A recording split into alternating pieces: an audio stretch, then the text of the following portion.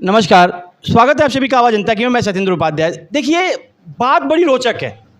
कहानी वो जो समाज से शुरू होती है और समाज पे ही अंत हो जाता है उसका। बात कर रहे हैं आज के टाइम में पंजीकृत समितियों की, सोसाइटियों की, ट्रस्टों की, जिस पे लगते हैं आरोप। आरोप भी गंभीर हैं, क्योंकि जिसका निर्माण फ्री ऑफ कॉस्ट के लिए होता है, आखिर वही संस्थाएं फिर पैसों को कैसे अपने हाथों में लेने की प्रयास करती हैं। ऐसे ही एक समिति है, अम्बेडकर सुधार समिति नंदग्राम के अंदर, जो काफ़ी टाइम से सामाजिक कार्यों में हैं, लेकिन उस पे भी लग रहे हैं आरोप। आरोप लगाने भी समाज के ही लोग लगा रहे हैं। आखिर क्यों आई ऐसी परिस्थिति? उसी के बीच में हमारे पास जो कुछ बुद्धिजीवी हैं इस वर्ग के, उनसे हम जानने की कोशिश करेंगे कि आखिर ये समस्याएं क्यों पैदा हो रही हैं। तो सबसे पहले तो मैं आपका परिचय चाहूँगा। मेरा नाम महेश चंद है। मास्टर महेश की लोग सम्मान देते हैं समाज के अंदर। मैं पिछले 27 वर्षों से नंदग्राम में हूँ और जिस सामुदायिक केंद्र की बात कर रहे हैं उसका नाम है डॉक्टर B.R. अम्बेडकर सामुदायिक केंद्र। 2 मिनट में इसके बारे में आपको बताना चाहता हूँ। ये सन 1999 में डॉक्टर मंगल सेन कोरी, जब हमारे MLC हुआ करते थे कल्याण सिंह की सरकार में, ये उस समय की देन है डॉक्टर मंगल सेन कोरी कि हम उनके बड़े आभारी हैं कि उन्होंने समाज के लिए एक ऐसी जगह हम लोगों को दी, हमारे समाज को दी, जो बहुत ही महत्वपूर्ण है। लेकिन दुर्भाग्यवश, अब समिति का कह लो, समाज का कह लो, कुछ भी कह सकते हैं इसमें, दुर्भाग्यवश ये जो सामुदायिक केंद्र है एक ऐसी समिति के हाथों चला गया। 31 लोग हैं इसमें जो फर्स्ट टाइम जिन्होंने रजिस्ट्री करवाई थी, उसमें इतना बंदरबाट हो गया, आज तक कोई ऑडिट नहीं, पैसे की लूट मच गई, इनके पास और कोई काम नहीं, समिति के नाम पे केवल एक से सामुदायिक केंद्र जो इन्होंने लिया है, और वो भी असंवैधानिक तरीके से। दुख का विषय यह है, देखिए, ज़मीन को लेने के या किसी भी संस्था ट्रस्ट को लेने के 3 कायदे होते हैं। पहला, या तो तहसीलदार से आप उसकी ज़मीन की रजिस्ट्री करा लें, दूसरा नगर निगम आपको उसे लीज पे दे दे, या GDA से आप उसको मतलब उस पर उठा लें, अप्रूव करा लें। ठीक है जी। तीनों के तीनों में से इस समिति के पास कोई भी लेटर, कोई प्रमाण इनके पास नहीं है। सीधा सीधा मतलब है कि ये असंवैधानिक रूप से इनका कब्जा है। 20 साल से इन्होंने, इस समिति के लोगों ने इसमें एक भी काम नहीं कराया है। आपने देखा होगा इसकी भवन की जो हालत है वो जर्जर है। ठीक है जी। जैसा सुनने में आया, लोगों ने मुझे बताया, क्योंकि मैं यहाँ इस क्षेत्र में सिविल डिफेंस का, मैंने शर्ट भी पहनी आज इसलिए, ये सिविल डिफेंस का एक जिम्मेदारी है मुझ पे यहाँ पोस्ट की। तो सिविल डिफेंस गृह मंत्रालय की एक निस्वार्थ सेवा काम करती है, आपको भी पता होगा। समाज के अंदर हमारे ललित जायसवाल जी इसके चीफ वार्डन हैं, और ललित जायसवाल जी को गाजियाबाद में ऐसा कोई इंसान नहीं होगा जो उन्हें ना जानता हो। अब अगर उनको ये कहा जाए कि आपकी भी ट्रस्ट चल रही है, समिति चल रही है, आपको क्या बेनिफिट है, क्या फ़ायदा है, वो सच को सच और झूठ को झूठ। और मुझे भी जो अगर इसमें देखने को मिला है, या मैं जो इसमें हिस्सेदारी ले रहा हूँ, या जो इसके मतलब काम कर रहा हूँ समिति के लिए, वो केवल इसलिए कर रहा हूँ कि 20 साल से इस समिति को मैं भी देख रहा हूँ, क्योंकि नंदग्राम में रहता हूँ। इस समिति ने इस सामुदायिक केंद्र पे कुछ भी काम विकास का नहीं किया। जैसे कि उदाहरण बताऊं, बहुत से लोग हमारे यहाँ से बच्चे जो हैं वो डॉक्टर बने, इंजीनियर बने, खेल में उन्होंने मतलब प्रतियोगिता ली है, अच्छा रैंक हासिल किया है। इस समिति के लोगों ने एक भी बच्चे को प्रोत्साहन दिया हो, उनका सम्मान किया हो, या कोई ऐसे बच्चे जो पढ़ना चाहते हैं, परिवार की आर्थिक स्थिति बहुत कमज़ोर है, वो नहीं पढ़ा पाते हैं, इन्होंने किसी बच्चे को आजकल स्कॉलरशिप दी हो, किसी भी परिवार को इन्होंने प्रोत्साहन दिया हो। एक भी काम ये गिनवा दें कि हमने सर्वजन हिताय में या समाज के काम में ये काम किया है।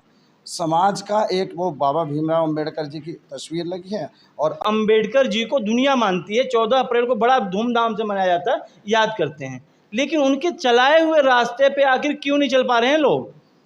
देखिए, डॉक्टर B.R. अम्बेडकर जी के नाम पे लोगों ने एक ऐसा धंधा बना लिया भाई साहब, मतलब उसके लिए मैं क्या शब्द बोलूं कि मतलब केवल एक दिन याद आते हैं, 14 तारीख को। उसके बाद उनकी ना मूर्ति की कोई सफाई होती है, ना उसके आसपास का कोई जाला झोड़ा। वो आज भी मूर्ति जो है वो नाले पर रखी हुई है। इन लोगों के पास अगर ये सामुदायिक केंद्र है तो क्या एक बढ़िया सा स्थान ये नहीं दे सकते थे अंदर इसको? ये दुर्भाग्य का विषय नहीं है हमारे समाज के लिए। और दूसरों को कहते हैं कि वो तो मनुवादी आदमी है, मास्टर तो मनुवादी आदमी है। मनुवादी आदमी और अम्बेडकरवादी आदमी में डिफरेंस क्या है, क्या बताएंगे आप? क्या मैं अम्बेडकरवादी नहीं हो सकता हूँ?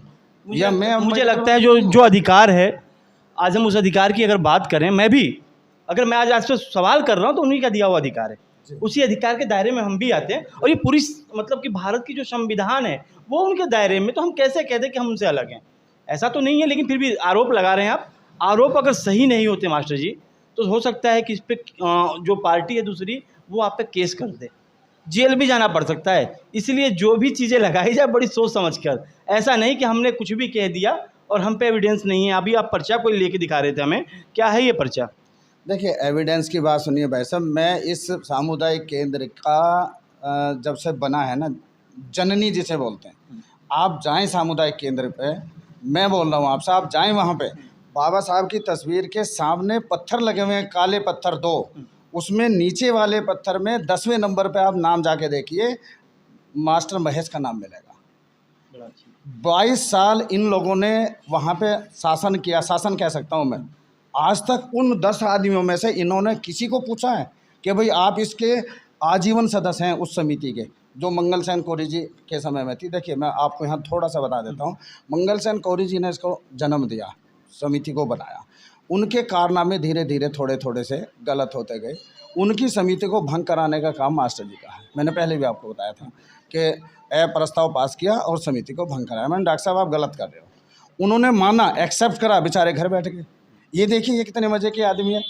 असंवैधानिक रूप से ले रखा, मैंने अभी आपको बताया। ना तो इन पे नगर निगम का कोई लेटर है, ना इन पे जीडीए का कोई लेटर है, ना इन्होंने तहसीलदार से इसकी रजिस्ट्री करा रखी है। अगर हो तो मुझे दिखा दो, और नहीं तो मैं दिखाता हूँ कि ये सारे असंवैधानिक रूप से बैठे हैं। ठीक है जी। उसके बावजूद भी मान नहीं रहे हैं, अपनी गलती नहीं मानने, तानाशाह बने हुए हैं। एक बाबा साहब की बुद्ध की तस्वीर अंदर लगा के, और ये अनुयायी बन गए, समाज के ठेकेदार बन गए। विकास समिति, देखिए मैं मानता हूँ कि वो अपने बड़े हैं, अपने भाई हैं, हम उनका सम्मान करते हैं। कल भी सम्मान करते थे, आज भी सम्मान करते हैं। लेकिन जब सन 2002 से इन्होंने जब उसमें काम चालू किया, तो जैसे नए नए बातें बताई गई समाज को कि भाई हम इसमें ऐसा करेंगे, इसमें बहन बेटियों की शादियां कराएंगे, इसमें लाइब्रेरी होगी, पता नहीं कितनी सारी उद्देशिकाएँ उन्होंने बता दी। और समाज के जो व्यक्ति हैं, आप जानते हैं हमारा समाज, बहुजन समाज कितना भोला भाला है, वो इनकी बातों में आ गया। धीरे धीरे इन लोगों ने जो उसको एक धीरे धीरे व्यवसाय करना चालू कर दिया। समय समय पर जैसे परिवर्तन हुआ, तो पहले इसमें 1100 रुपये की रसीद कटती थी, तो सन 2007 में 100। अच्छा, जो ये रसीदें कटती हैं उसका यूज क्या है? आखिर आदमी पैसा क्यों दे? सरकार की ज़मीन, दूसरों के फंड से बना हुआ घर, उसके बाद भी समिति को पैसा क्यों? देखिए, थोड़ा सा मामला लंबा हो जाएगा, मैं बताता हूँ। ये एमएलसी कोटे से बना था उस टाइम। एमएलसी कह तो रहा हूँ मैं जी, तो क्वेश्चन उठाया वही तो कह रहा हूँ सर। एमएलसी कोटे से ये बना था, और एमएलसी कोटे से सिर्फ ये बनाया गया था कि कल्याण, मतलब जन का कल्याण हो, समाज का एक हित और भला हो। लेकिन ऐसा इन्होंने नहीं किया, क्योंकि ये अनलीगल तरीके से इन लोगों ने, जो अपने ही समाज के लोग हैं, जो अपने ही भाई हैं, जैसे घर का भेदी, लंका ढाबे, ये विभीषण थे, इन्होंने जो है इसको अनलीगल तरीके से कब्जा किया। अब कब्जा करने के बाद में जब इन्होंने पहले 1100 की, फिर 5500 रुपये की। अच्छा, एक शर्त रहती थी इनकी, रसीद तो मिलती नहीं, रसीद के नाम पे जो 5500 और 1100 रुपया लिया जाता था, एक शर्त होती थी कि भाई आपको टेंट वाला हमारा ही करना होगा, अन्यथा आपकी बुकिंग नहीं होगी। तो जो व्यक्ति, अब मान लीजिए आपने बड़े बड़े फार्म हाउस देखे हैं, उसमें 50,000 से तो नीचे बात ही नहीं होती, लाख 2 लाख करोड़, मतलब बहुत सारे अमाउंट बैठ जाते हैं उसके ऊपर। तो एक आम आदमी, एक नॉर्मल आदमी, मेरी बहन की भी शादी हुई, इन लोगों ने 1 भी रुपया कम नहीं किया, 5500 रुपये की उसमें जो रसीद के नाम पे लिया। टेंट वाले से 50,000 रुपये का टेंट होता है, जिसमें से 12 से 15,000 रुपये का कमीशन खाने का काम करते थे, हलवाई से खाने का। इसका भी प्रमाण है हमारे पास। अच्छा, ये बात जो आती है कि भाई नींद से जो जागे हम, जैसा कि अभी आपने लोगों से पूछा सवाल अपने साथियों से कि नींद से अब जागे हो, तो मैं उसको जवाब दे देता हूँ आपको। अपने ही समाज के व्यक्ति, पहले समाज का, मान लीजिए अगर मेरा छोटा भाई है, अगर वो गलत काम कर रहा है, तो पहले मैं उसको प्यार से समझाऊंगा, फिर मैं उसको थोड़ा सा डांटूंगा, तीसरी बार में क्या होगा, फिर मैं उसको विरोध करना चालू कर दूंगा, और चौथी बार में तो मैं उसको जेल भेज दूंगा। तो ये फर्स्ट, सेकंड और थर्ड, और ये फोर्थ समय जो आ गया, ये अपने भाई थे, सम्मान करते हैं हम इनका। लेकिन आज ऐसा समय आ चुका है, ये खा रहे हैं और गुर्रा रहे हैं। तो इनका हमने जो समाज के जो बुद्धिजीवी लोग हैं हमने इनका विरोध किया। उस विरोध का परिणाम ये हुआ कि संपत्ति अधिकारी नगर निगम ने जो इस पर ताला लगा दिया। ताला लगाने के बाद में भाई हमको जो है समाज में रोष हुआ। जब समाज में रोष हुआ तो वो मतलब और आक्रोश में हो गए लोग। हमने उनको कंट्रोल किया। हमने बोला कि भाई समाज की धरोहर है, उसमें तथागत गौतम बुद्ध की प्रतिमा अंदर लगी हुई है। देखिए 20 साल में कितना डेवलप किया इन लोगों ने, बड़ी विडम्बना है। बाबा साहब की जो प्रतिमा आज भी नाले पे रखी हुई है, आज भी नाले अच्छा, पर रखी हुई एक चीज़ बताइए, सबसे बड़ी चीज़ बाबा साहब के उद्देश्यों की बात करते हैं, खासतौर से मैं कहता हूँ कि उनका जो शिक्षित और संगठित वाली बात है जो है पूरी दुनिया मानती है, लेकिन हम ये लोग क्यों नहीं मानते भाई, ऐसा क्यों? ऐसा देखो मैं बताता हूँ, बाबा साहब ने तथागत गौतम बुद्ध को इसलिए अपनाया क्योंकि तथागत गौतम बुद्ध का जो आचरण है, उनकी बातों को जो अपने तन मन में उतारना है, वो एक शांति का प्रतीक है। बाबा साहब ने जो हमें बताया, संगठित और शिक्षित और ये सब बातें जो कही हैं, मेरा मानना यह है कि जो पूर्ण तरीके से अगर किसी ने बाबा साहब को समझा है तो वो सिर्फ और सिर्फ आरएसएस, वो अच्छा। आरएसएस पूरे उन्हीं के लॉजिक ये पे बड़ी चल रही अच्छी है। बात कही आपने। जी। देखिए चल क्या आरएसएस चाहता भी था हाँ जी। कि बाबा साहब को आगे ला करके प्रमोट किया जाए, लेकिन उस समय की राजनीतियाँ, मैं राजनीति पे नहीं जाऊँगा क्योंकि राजनीति नहीं, हमारा उद्देश्य समाज की है और सामाजिक चीज़ों पे फिर मैं आता हूँ। आप एक राजनीतिक पार्टी हैं, बहुत लंबी भाषण दे सकते हैं राजनीति पे, मैं उस पर नहीं जाऊँगा। आप चाहते क्या हैं? देखिए हमारा मेन मकसद ये है, सबसे पहले मैं क्षेत्र नंदग्राम का निवासी भी हूँ, उसके साथ साथ एक समाज सेवी भी हूँ। उसके बाद ये है कि जो इन लोगों ने, समिति ने जो इसमें घोटाला किया है, जो समाज को बहरूपिया चेहरा दिखा करके जो समाज को लूटने का काम किया है, हम उसका पूर्णतः बहिष्कार करते हैं और हम उसका विरोध भी करते हैं।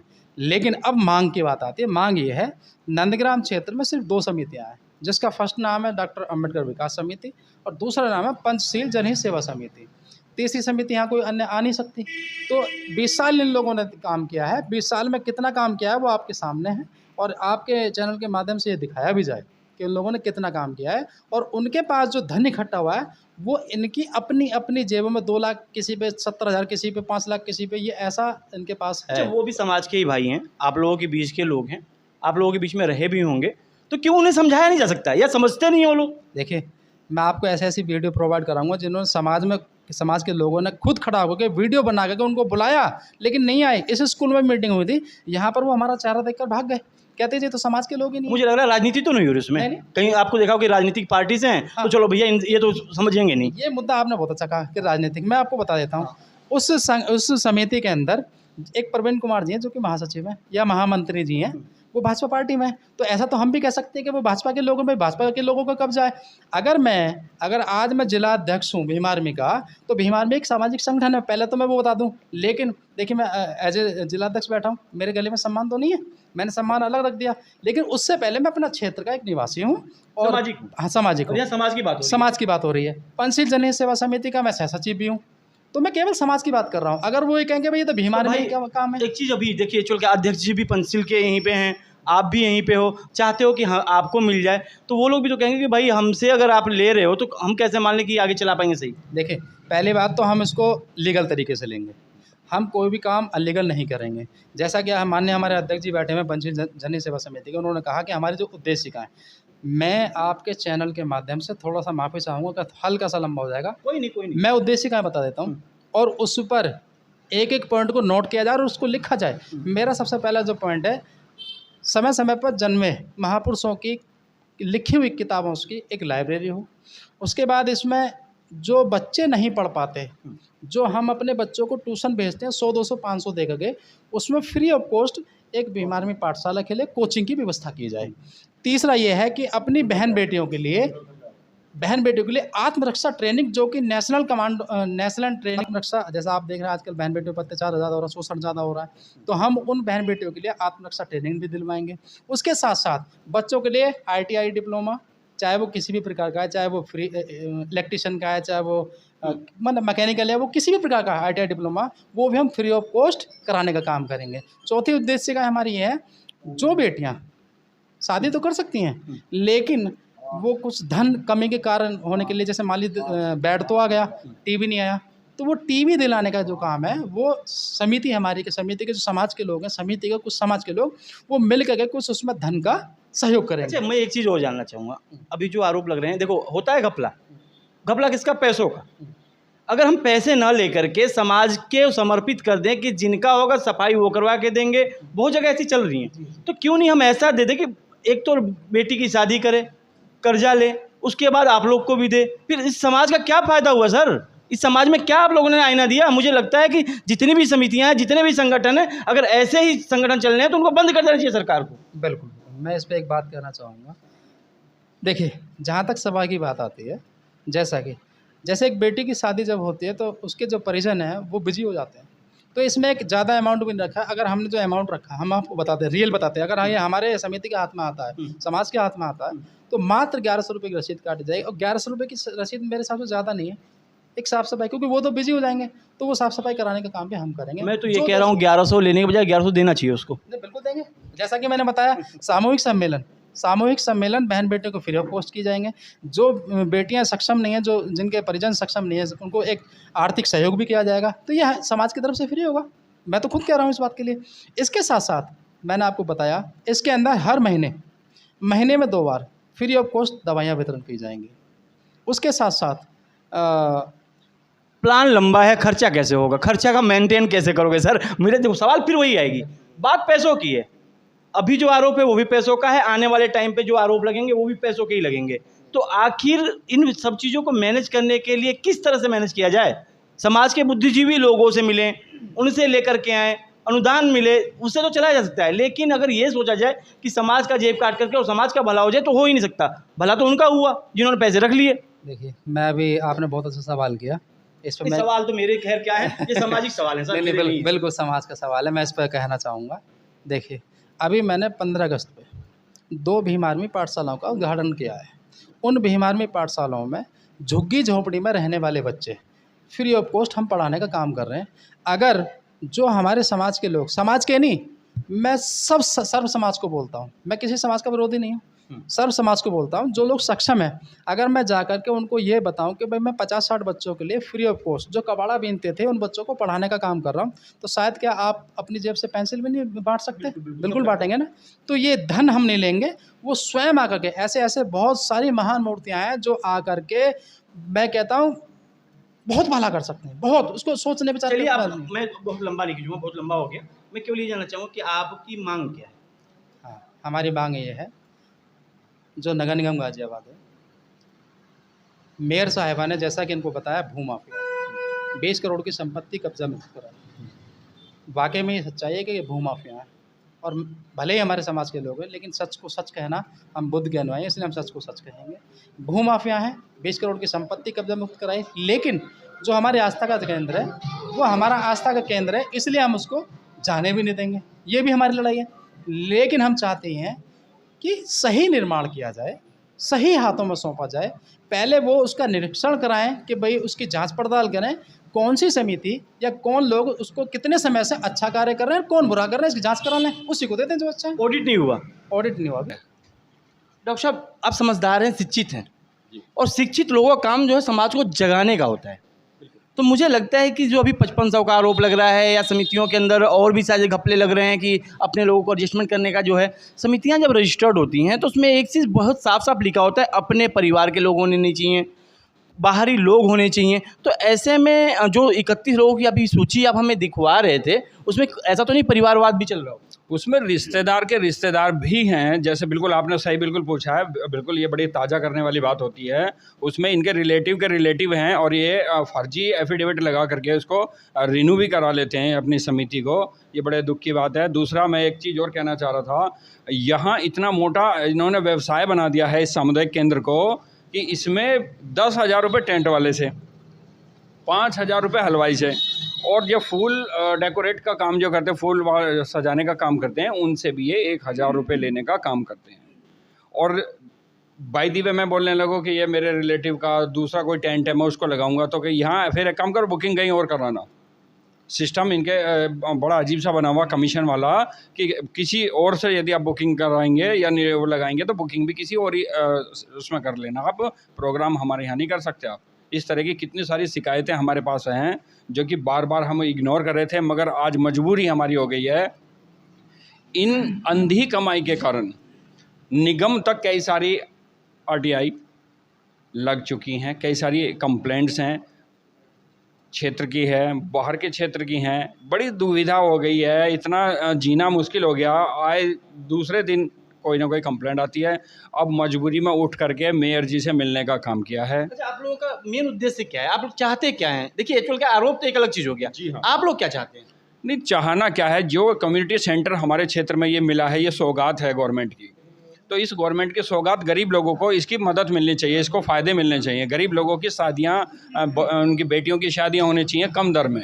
तो ऐसा सिस्टम एक होना चाहिए। आप भी जानते हैं, हम भी जानते हैं, और समाज के सभी लोग जानते हैं। अब इसमें इन्होंने जो बना रखा है ये सिस्टम, तो ये 4 लोगों ने बहुत लूट का सिस्टम बना रखा है। इन किसी के खाते में 5 लाख हैं, किसी के खाते में 7 लाख हैं, किसी को 2 लाख, किसी को 1 लाख भी हैं। तो हमारा एक ही छोटा सा सिस्टम है। इन लोगों से समिति का जो ये सिस्टम है, इनको खंडित करके हम नए किसी लोगों के हाथ में, ईमानदार जो समितियां और हमारे क्षेत्र में काम कर रही होंगी, उन लोगों के हाथ में भी चला जाए, तो फिर हम अपने संरक्षण में इसको काम कराने का काम करें। चलिए आगे भी चलते हैं, जानेंगे। सर, आपका नाम? मेरा नाम डॉक्टर राम सिंह सिद्धार्थ। जैसे कि अभी आरोप लगा रहा है, डॉक्टर साहब ने बहुत सारे आरोप लगा दिए सामने वाले पे कि भाई ये जो समितियां हैं गड़बड़ी कर रही हैं, तो आप क्या कहेंगे इस पे? देखिए, जो आरोप लगाए हैं इन्होंने, इनमें सारे सत्य ही हैं। और हमारा तो मानना है कि इस तरह से नहीं होना चाहिए। समाज को गुमराह किया जा रहा है और समाज के जो लोग हैं उनके लिए कोई बेनिफिट इसका नहीं मिल पा रहा है। इसलिए आप बताइए। दूसरे हाथों में जाने के बाद कितनी सुरक्षित होगी, कैसे मान लिया जाए? जब आज नहीं तो कल कैसे? नहीं, देखिए सर, मैं पंचशील जनहित सेवा समिति का अध्यक्ष रहा हूँ या प्रेजेंट में भी हूँ। हमारे द्वारा अब तक किए गए सारे काम, सारे का लेखा जोखा हमारे पास होता है और हिसाब किताब भी होता है। कहीं भी कोई भी अच्छा, आदमी नहीं, 1 मिनट में रोकूंगा बस। हिसाब किताब को लेकर के आया, जितनी भी समितियां रजिस्टर्ड होती हैं उनका ऑडिट होता है, चुनाव होता है, तो क्या इस प्रक्रिया को ये लोग फॉलो नहीं कर रहे हैं जिस पे आप आरोप लगा रहे हैं? देखिए सर, उनके बारे में जो मैंने सुना है उसके अनुसार तो ये है कि पहले वाले जो थे, आज से 20-22 साल पहले, उन लोगों पे भी आरोप लगे थे और उनके पास में 7-8 लाख रुपया उस ज़माने के जमा हैं। और उसके बाद जो लोग और आए हैं, किसी ने थोड़ा बहुत काम कराया है, किसी ने आज तक, और किसी ने हिसाब को दर्शाया नहीं है किसी के सामने। और अब जिनके पास है तो उनका तो कोई सब एक चीज़, जी हिसाब चाहिए या संस्था कहीं और चाहिए? जी नहीं, देखिए, हिसाब भी चाहिए और संस्था भी कहीं और चाहिए, और दोनों चीज़ें चाहिए। दोनों ही होना चाहिए। तो ये तो मुझे लगता है कि सामने वाला पॉसिबल नहीं हो पाएगा कि भाई एक ही चीज़ होता है, या तो आज हिसाब में पक्का होता है या फेरबदल में पक्का होता है। नहीं, इसके लिए देखिए, जब तक सही हाथों में नहीं होगा, आप देख सकते हैं 20-22 साल में इन्होंने क्या विकास किया उस चीज़ का, जो कि त्यों पड़ा है उसमें कीचड़ हो रही है। नहीं, विकास तो बता रहे हैं, अभी डॉक्टर साहब गिना रहे थे कि 5100 की पर्ची कटती है, 5500 की पर्ची कटती है, बाकी फूल वाला दे जाता है और दे जाता है। ये मतलब ये जो आरोप है, नहीं, ये वो तो- आरोप, देखिए, विकास तो हुआ है। अरे सीधी सी बात है, संस्था का ना हुआ अपना हुआ। हाँ, तो वो समिति का विकास हुआ होगा, लेकिन क्षेत्र जहाँ जो कम्युनिटी हॉल है या समुदाय भवन है, जो भी, या अम्बेडकर पार्क है, उसमें कोई विकास नहीं हुआ है। आज सारे बुद्धिजीवी बैठे हैं, जी। जिससे भी मैं पूछ रहा हूँ, कोई डॉक्टर है, कोई समाज सेवी है, कुछ ना कुछ समाज में उनका योगदान है। जी, मतलब इतने समाज सेवियों को आज इतने सालों बाद नींद से जागे, इतनी बड़ी आरोप को आज लगा रहे हो आप लोग, पहले क्यों नहीं? सर, इसके लिए पहले से लोगों में रहा है, लेकिन आज तक क्लियर नहीं हो पाया था। लेकिन अब जब हद ही हो गई है, जब नगर निगम ने ताला लगा दिया, तो हमें जागरूकता आई, तो हमें पता चला। इन्होंने पहले भी हमें याद किया था। कहीं आप लोग की लड़ाई में ऐसा तो नहीं निगम फायदा उठा जाए? क्योंकि निगम तो चाहता है कि प्रॉपर्टी पे विवाद और मैं जब्त करूं। नहीं नहीं, वो ऐसा नहीं होगा, क्योंकि निगम भी चाहता है और हम भी जानते हैं कि ये सही हाथों में होना चाहिए और क्षेत्र के लिए ही होना चाहिए। निगम भी कोई विदेश से थोड़े कैंडिडेटों को लाएंगे बहुत यहाँ। ज़्यादा लंबी बात ना करके मैं बस शॉर्ट में चाहूँगा कि आप चाहते क्या हैं? हम ये चाहते हैं कि यहाँ सही लोगों का हाथ में होना चाहिए इसके कारण। जैसा तो जैसे कि आपकी संस्था है, अगर आपकी संस्था को मतलब सही हाथ होगा वो? मेरे अनुसार तो बिल्कुल सही होगा। देखिए, अब उन्होंने भी कहा होगा उस समय कि भाई हम लोग समाज की सेवा करेंगे और समाज के लिए काम करेंगे। कहना आसान और करना बड़ा मुश्किल होता है। सवाल ऐसे ही उठेंगे, फिर हम जैसे लोग आएंगे आपके पास, मैं नहीं आऊँ, मेरा कोई भाई आया, जरूर पूछेगा आपसे, क्वेश्चन वही होंगे। नहीं सर, अगर हमें ऐसा सौभाग्य मिलता है तो इसका हम हर महीने सभी के सामने हिसाब होगा, जैसे अब तक होता आया है। हमारी पंसीगंज सेवा समिति जिस दिन हिसाब की बातें आती हैं वो सबके सामने जग जाहिर होता है।